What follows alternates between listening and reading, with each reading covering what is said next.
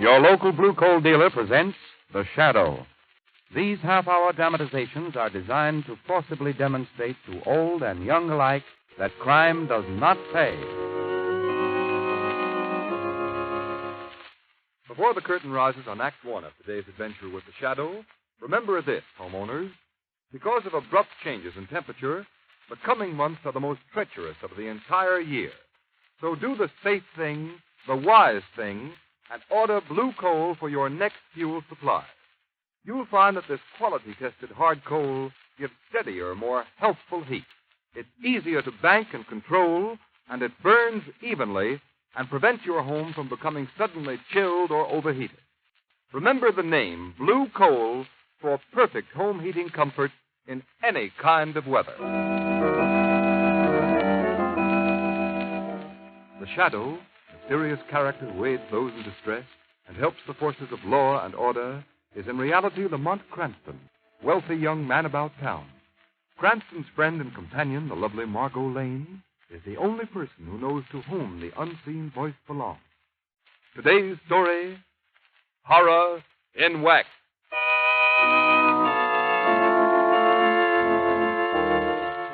Lieutenant Carter, I want you to check that new list of stolen cars with a 4 o'clock detail before the men go on duty.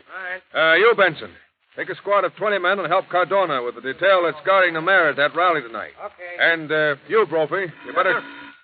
just a minute. Hello? Commissioner Weston speaking. What's that? I wanted this happen. All right. Give me the address. Yeah. 22 Prince Street. I got that. Yeah. I'll send a man out right away. Brophy. Yes, Commissioner Weston. This is a job for you. Rest of you men can go now. Get out on the job and keep awake. Here you are, Brophy. Take this address. It's a rooming house out on the south side. Woman's been found dead in one of the rooms. Ah, now the poor thing. Murdered by some blackguard, I suppose. Never mind shedding any tears about it. Get out there and find out what happened.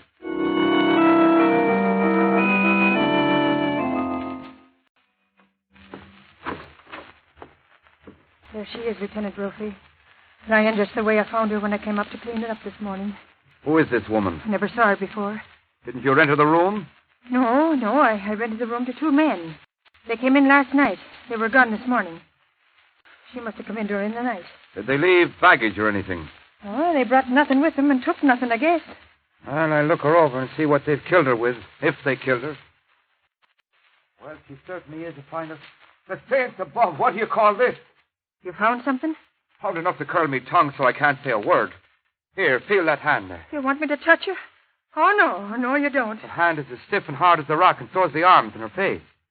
Why, sure, this is no woman at all. It's a wax figure. Wax figure? Certainly. The lads that rented the room and left it here were likely as not a couple of dress salesmen. Nothing more. And she's not really dead? No deader than she's ever been. It's the devil's own things they send a police officer out on nowadays. Well, what'll I do with this wax figure? You leave it where it is. We'll send the wagon for it. Maybe the wives of one of the men can cut her clothes on it.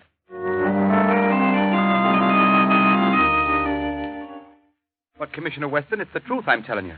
It was nothing more than a wax figure as hard as rock. A fine thing to leave behind in a furnished room. Well, you better send the wagon out there. Hello? Commissioner Weston. Yes, who's this? This is the Shadow, Commissioner. Yes, well, what do you want now? We've had peace and quiet around here lately. Say, just a minute. Hold the wire a second. It's that Shadow fellow, Brophy. I'm going to have some fun with him. Say, Shadow, we just got a case that has us all baffled. Would you like to help us? Of course, Commissioner. You know I'm always willing to lend whatever assistance I can. Oh, fine. Well, here's the dope. A woman's been found dead at 22 Prince Street, out on the south side. We don't know who she is or how she died or a thing about her. I'll put the case into your hands if you want to tackle it. Well, I'd be glad to, Commissioner. I'll go out there right away and investigate. That's fine. But, Shadow, you've got to make me one promise. Well, yes, Commissioner. What is it? Well, the medical examiner hasn't cleared the case yet. So I'd appreciate it if you wouldn't touch the body or disturb it in any way. All right, Commissioner.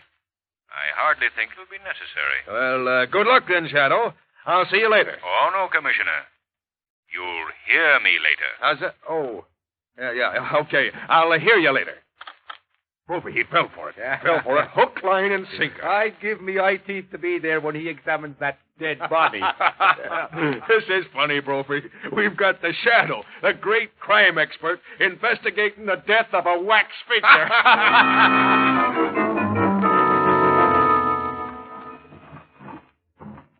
Well, Lamont searched every inch of this room, but there's not a single thing that would identify this woman's body. No, Margot. I didn't expect there would be. Perhaps I'd better search the clothing. No, Margot. Don't touch the body. Commissioner Weston specifically asked me not to. But there might be a tag on the clothing or something. Hardly. The men who left this body here planned it too well to leave any telltale markings. You'll notice that even the manufacturer's name has been scraped off the soles of the shoes. The features have a strange wax-like appearance. Yes. Amazingly wax-like. Well, if there's nothing more to do here, Lamont, I won't be a bit sorry to leave as soon as possible. All right, we'll go, Margot. Commissioner Weston is probably waiting for the Shadow's report on the case, and we don't want to meet any of his men here. We mustn't disappoint the Commissioner.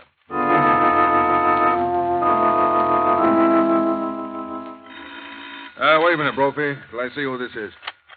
Hello, Commissioner Weston speaking. Hello, Commissioner. This is the Shadow. Oh, yes. Well, Shadow, how did you make out? Have you made any progress on that case I gave you? Yes, Commissioner. A little, I think. The case is fairly obvious. You don't say. The woman did not meet her death in that room. What's this? You're sure about that, I suppose? Positive. She died someplace else and was brought to the room. Well, no, it didn't take you long to figure that out, did it? What are you going to do, Shadow? We've got to find the men who brought the woman there. You're getting off on the right foot, all right. But how are we going to find them? Have you figured that one out? Not exactly. But I'm not going to waste any time. You hold the body until you hear from me. Oh, you're sure we're going to hear from you, aren't you? You'll hear from me a lot sooner than you expect, Commissioner. Well, now, in that case, Shadow. He's hung up. Brophy, did you hear that? Every word, Commissioner. Right word. This is about the funniest thing I've ever run across. You pulled him good, Commissioner. She didn't die there, he says. I was right in that. He certainly was.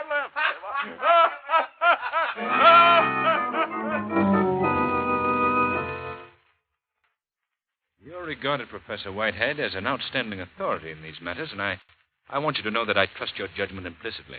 Thank you, Francis.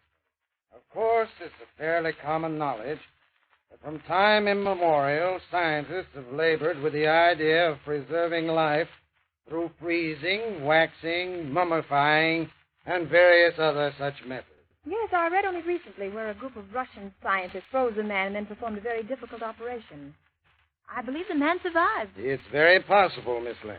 But this waxing process, Professor, preserving the human form by turning it to wax, have you had any personal contact with such cases? I haven't actually participated in such experiments, but I've followed them quite closely. In fact, here's a book right here on my shelf. Yes, this is it. This is an account of the experiments of Dr. Jean Fernot, famous French scientist. He invented a chemical which he injected into the arm. Within a few hours, the subject assumed not only a wax-like appearance, but all organs were stilled, and a state of suspended animation attained. Well, what happened to Fernot? Did he continue these experiments? No, he never got the chance. He was laughed out of the community where he lived. When he revealed the fact that he had waxed the body of a young girl, he was stoned. What happened to the girl? Oh, Fernot revived her right enough. The experiment was entirely successful. Then he not only had a waxing process, but also an antidote to revive the subject. Yes, a restorative, he called it. By the way, here's a picture of Fernot in this book. Oh? Yeah. Rather an interesting-looking face, don't you think so, Margot? Mm-hmm. Yes, very interesting. But one I wouldn't care to meet on a dark road. Well, do you think Dr. Fernot is still alive, Professor? That I am not prepared to say, Mr. Cranston. It was reported he came to America 10 years ago. In any case, he dropped from sight about that time. I see. Well, I'm very much obliged to you, Professor. We must leave now. This talk has been most interesting. And I promise you, it will result in something even more interesting.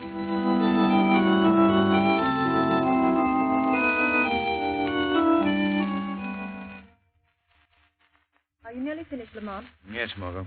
Quite finished. We've checked every wax figure dealer in this entire territory. Business connections of all of them are easily accounted for. That is, all but one. This Cosmos Wax Figure Company. I can't find a single firm that does business with them. Perhaps there's something in that. I don't know, Margot, but I think that... Oh, that's probably my friend Vic Marquette, the Internal Revenue Department. Hello? Oh, is that you, Cranston? Oh, yes, Vic. Have you found anything? Well, that Cosmos company you inquired about. Yes? Yeah, there's a ship due at quarantine in a few hours with a large consignment of wax figures for them. You say the ship is due in a few hours? Yeah? Vic, I want you to do me a favor. All right. I want you to assign Miss Lane and myself to the custom detail that goes on board that ship at quarantine. Oh, I don't know what you got up your sleeve, Cranston. It's not exactly official. Oh, I guess it can be arranged. All right, we'll be right down. I'll explain matters to you then. What are we going to do now, Lamont? I'm only playing along on a hunch. But if it works out, Margot, I think we'll have a little surprise in store for our friend Commissioner Weston.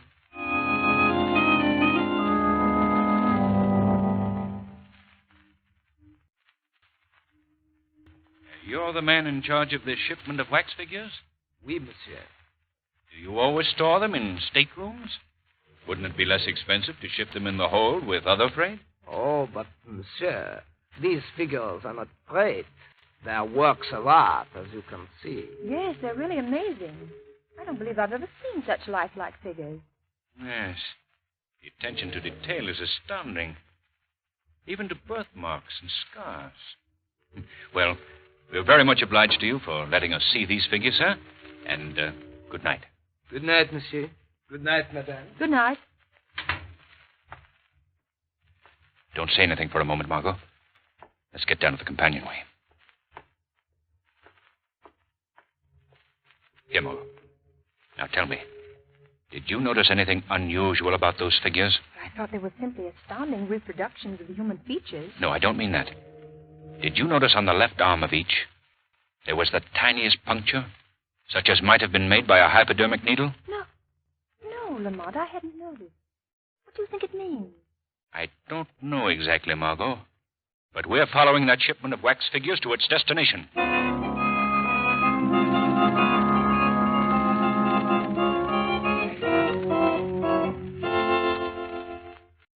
In a moment, you'll hear Act Two of today's story. Homeowners, the finest quality anthracite that you can buy is blue coal. It's the only trademarked anthracite.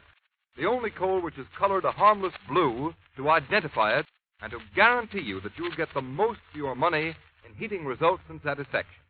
That's why it's important to insist on blue coal by name when you order fuel. Once you've used blue coal, you'll agree with me and with countless thousands of satisfied homeowners that it certainly is different from ordinary hard coal. And that difference is in the steadier, more healthful heat blue coal gives you, plus the fact that it requires less furnace attention. That's because blue coal is a guaranteed product of Glen Alden, the nation's largest coal company. Each ton of blue coal is carefully sized, prepared, and washed to remove any existing impurities. But most important of all, each carload is submitted to a thorough laboratory test to guarantee its superior quality before it's accepted for shipment. Those are the reasons why blue coal banks and burns better and gives longer intervals between firing. Those are the reasons why it will pay you to order blue coal by name if you want perfect all-around heating comfort and satisfaction in the treacherous months ahead. Call your nearest dealer. His name is listed in the Where to Buy It section of your classified telephone directory under the words Blue Coal.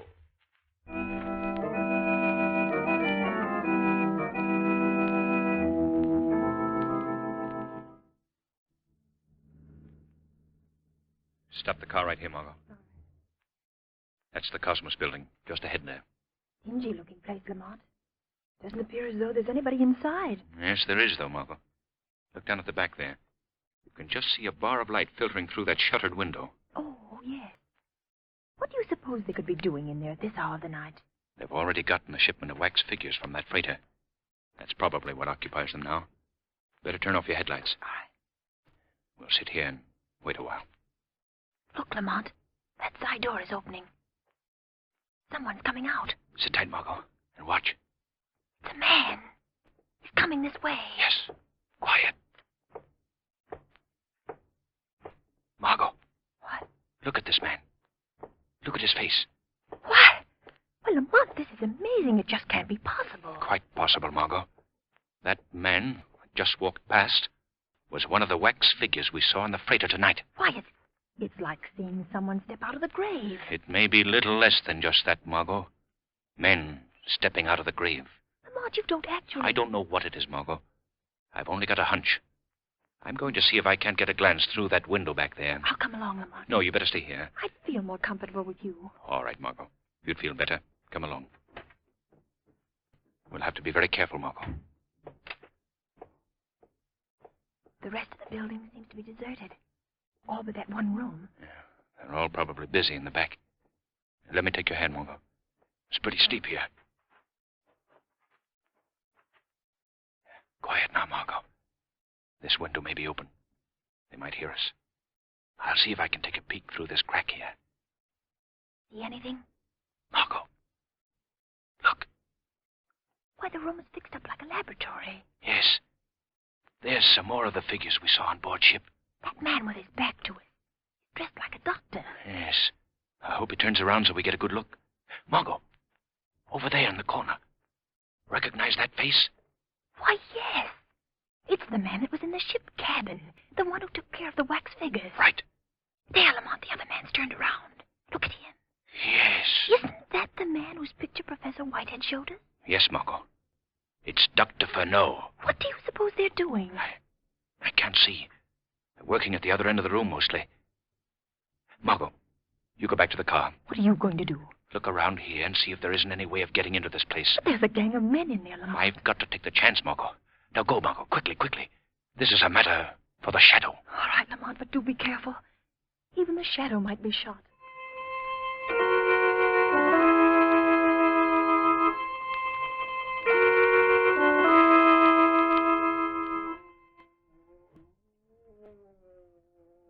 Doctor, this one is coming too. Very good. Give the wax figure another injection of the restorative. Half quantity this time. Say, Doc, that guy's groaning like he was in awful pain. That is as it should be, Chip. The muscles and tissues are losing their rigidity.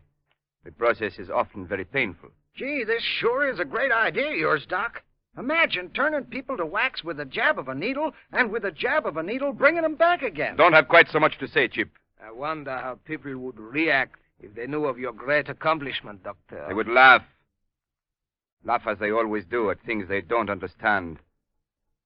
They laughed me out of the legitimate pursuit of my science. But now I have the satisfaction of accomplishment. Oh, where am I? Where am I? Say, that guy's coming too now, Doc. You're all right, my man. You've reached your destination. Then this is America? I am in the United States? Yeah. Put these clothes on. You must leave here at once. You will listen to my instructions, my good man, and be sure you follow them to the letter. Yes. In addition to the sum you have already paid us for smuggling you into this country, remember that our agreement is that you pay us 25% of your earnings for the next 5 years. After 5 years, you will return for another injection of the restorative. If you fail to come back for this injection, you will become wax again, and for all time. If you fail in your obligation to us, or if you ever reveal the means by which you were smuggled into the country, you will be denied the restorative. The effect, of course, will be the same. You understand? I understand. Dress then and go. Monsieur le Docteur, this one, he does not revive. I'm afraid he will not. You men on the boats are becoming very careless with the waxing fluid. We had a girl die on our last shipment. But I assure you, Doctor, I followed your instructions exactly. One injection, so much as is in this hypodermic, every 12 hours. You must have miscalculated the time. My solution cannot fail.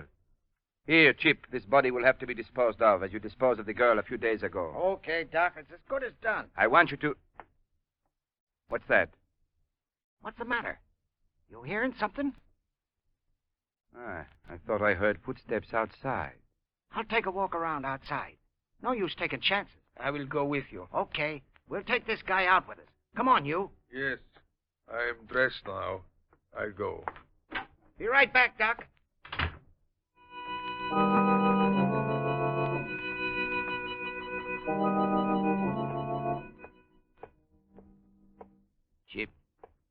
What is it, Murat? That car over there. Do you see anybody in it? Yeah, I think I see a face. It's strange that anyone would sit in a lonely place like this with the lights out. No? Yeah, it does look kind of fishy. Let's find out what it's all about. Come on, Murat. Keep your gun handy. There is somebody in the car. Looks like a girl. What do you know about that?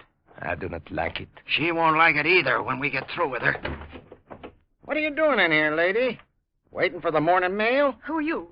What do you want? We want to know who you are and what you want. That's none of your business. You're a fresh dame, eh? Chip. Yeah? What's the matter? This girl.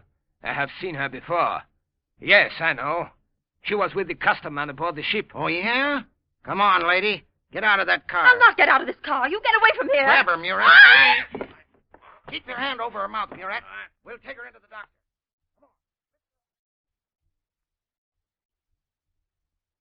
There is no question about it, Monsieur le Docteur. She is the one who came aboard the freighter with the customs officer. A customs mall, huh? You let me out of this place, you hear? You did not come here alone, madame. Who is with you? There's nobody with me. What were you snooping around for? I wasn't snooping around. I was sitting in my car. Madame, you impose a very unpleasant duty upon me. What do you mean? I do not know how much knowledge you have acquired around here, but I must be certain that whatever it is, you will never have a chance to communicate it to anyone else. What do you intend to do? Murat, give me that hypodermic. Wait, Doctor. Don't you dare! Keep your hands off me! Madame, I regret, but I must give you an injection of this fluid. In a few minutes, you will turn to wax. Oh, no. In that condition, you shall remain No. for all time. No, let me go. Let me out Chief of there. Murat, hold her tightly. Let me go, Quiet! let me out of there. That gag will keep her quiet for a while. Pull her sleeve up, Murat. Wait, Doctor. That's it. Now the hypodermic. Not quite so fast, Doctor. Who was that? Who spoke? I did, Dr. Furneaux. Who are you? I am the Shadow. Shadow? I do not understand. What is the shadow? I've heard of this guy. He's the enemy of the underworld. Nobody can see him. This girl, she is with him? Yes. Dr. Furneaux, release her. Take that gag out of her mouth. Ah, you are very clever, monsieur. Very clever. But I think you will find I'm not so easily beaten. Do as I tell you. I don't want to have any fight with this Shadow. Nor do I. You are cowards, both of you. I'm getting out of here. I will go too. Chip, Murat, you will not run out on me. I'm going. Stay where you are. You stay if you want. Murat. You shot Murat. Yes. And now you. Oh. And now, Shadow, where are you? Right beside you. And I... No, you don't. Ow, my arm. Here, Furneaux. Your gun is on the floor. You're helpless. Now will you be so foolish as not to do what you're told? Very well. I cannot fight the unseen. What do you wish? Remove the gag from the lady's mouth. Of course. There you are. Oh, get me out of here. Get me out of this horrible place. You're all right, Margot. There's nothing more to fear. Madame, I will get you a glass of water. Oh, no, you don't, Doctor. Be too easy to poison the water. Dr. Furneaux, you are coming with me. And where would you take me? To the police. They will deal with you. I am afraid I will have to disappoint you, monsieur. Life and the people of the world have humiliated me enough. They will never subject me to the humiliation of a criminal cell. What do you mean, Doctor? This hypodermic I hold in my hand will answer your question most eloquently. Many people have known the result of my great discovery.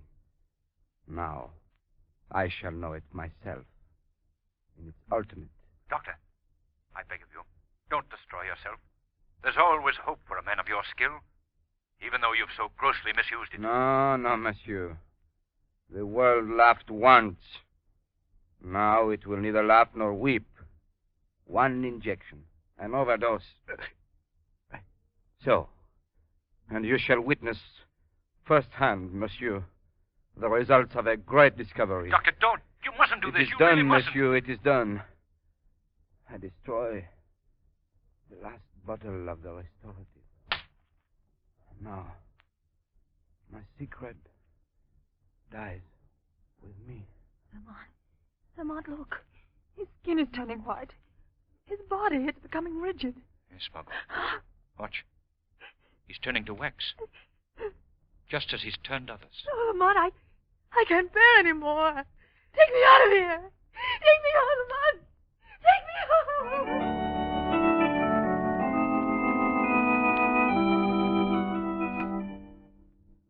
You mustn't worry any more, Lamont. I'm quite all right now. Well, now, you've given me a couple of very anxious days, Margot, since our encounter with Dr. Fenot. But I'm sure I could never stand such an experience again.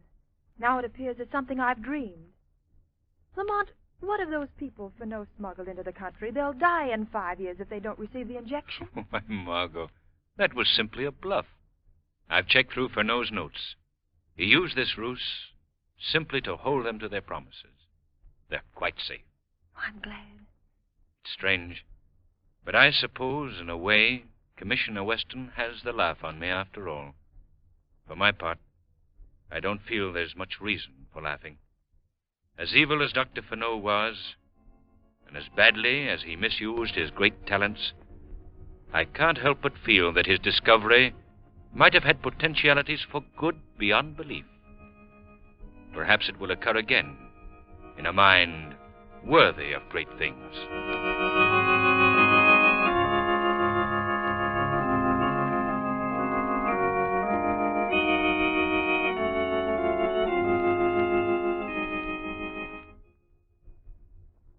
Now a word from Blue Coal's heating expert, John Barclay.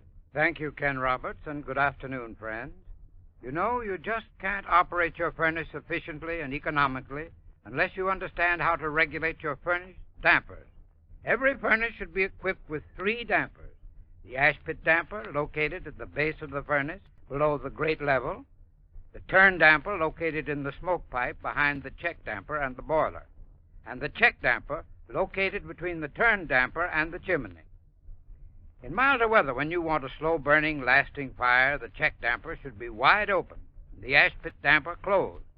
It is very important that your check damper be large enough to adequately check the fire. If it is not, it will certainly pay you to have an additional check damper installed by your plumber. If you're having trouble in regulating your furnace, your Blue Coal dealer will gladly send a John Barclay serviceman to give your heating plant a thorough inspection. There is no charge or obligation for this service. I thank you.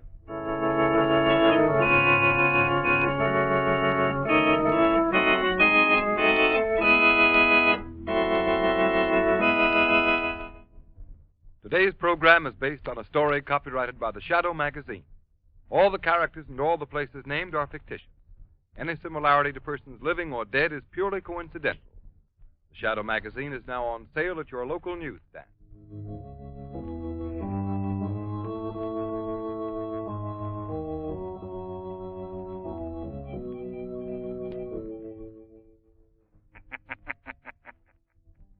The weed of crime bears bitter fruit. Crime does not pay. The Shadow knows.